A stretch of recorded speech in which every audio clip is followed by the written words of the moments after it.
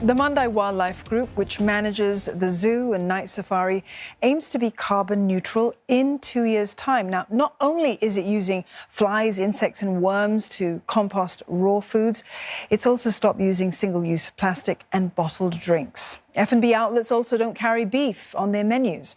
Now, to tell us more about these efforts, we have with us Rohaya Saharom. She's Vice President of Sustainable Solutions at the Mandai Wildlife Group.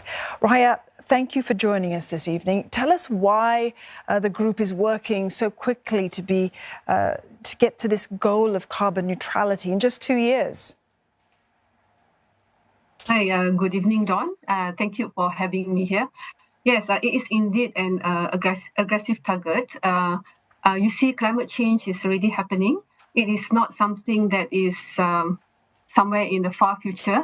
So we have seen for ourselves this year alone, the unprecedented heat waves in Europe and the devastating floods in Pakistan. And we have also seen the intensity and frequency of wildfires around the world, like in the US and Australia, that has led to loss in biodiversity.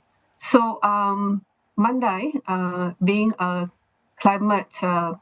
being an organization that place importance on conservation, is committed to do our part to mitigate the impacts of climate change.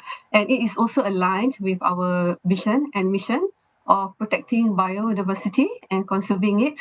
And you see, biodiversity loss is also closely linked to climate change. Hence, we have taken this pledge to be carbon neutral by 2024, as well as we have also signed on to a commitment to the Science-Based Targets Initiative that will help to pave the way for net zero.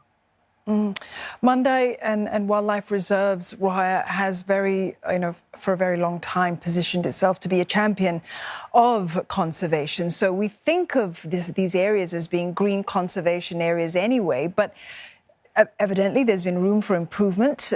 Why now? And what areas of that inventory were needed for change? Yeah, again, like I say, this is our commitment, and there is a need to take urgent action. Already, like the United Nations reported this year that at the current level of pledges and commitment by countries, as well as the progress of action, we are nowhere near where we want to be. That is to limit the global warming temperatures to well below 2 degrees Celsius above pre-industrial levels. So we have taken a lot of initiatives in terms of our carbon emissions reduction, our electricity use, and the way we use water, as well as how much waste we generate. There are a number of initiatives. So, for example, we have implemented smart electricity monitoring systems for us to monitor our electricity use, as well as we have replaced and upgraded old equipment to newer and more energy efficient ones. So in terms of our water use, we strive to take opportunity to recycle the water as much as possible. And recently, we had installed a water recycling system at the Manatee exhibit at our River Wonders. And this has helped us to reduce our water consumption by 3% overall. Right, so these are all very important initiatives. Now, black soldier flies, they've been used by other companies in the composting process, and you're going to be using them as well as Madagascar hissing cockroaches, as well as Malaysian blue worms.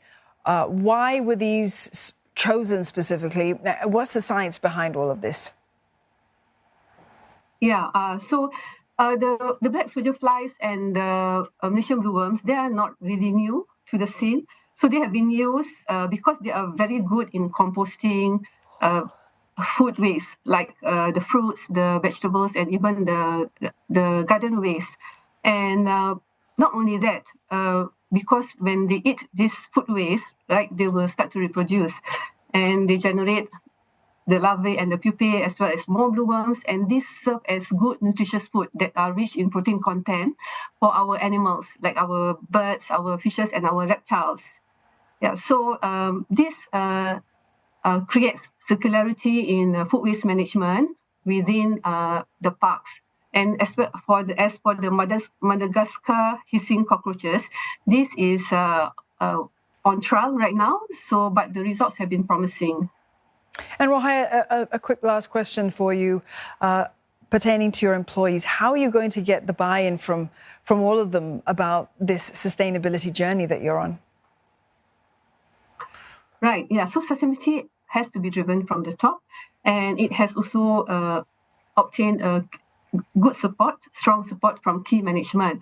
And this is cascaded down to the employees, and it's important for them to be aware. So we need to raise their awareness and also educate them on the need to be sustainable and to also take climate actions. And knowing that they have the management support, right, in all this, this is where we have implemented some activities. And for example, we also included a training program for new staff within Mandai, and this is developed in-house. So all staff has to go through this sustainability module.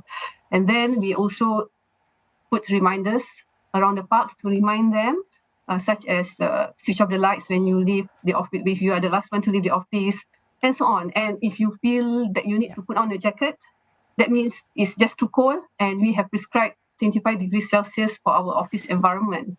All these very are among the things that yes, they're all very important initiatives. Rohaya, we've run out of time. Thank you very much for sharing this journey towards carbon neutrality. We've been speaking there to Rohaya Saharom from the Mandai Wildlife Group.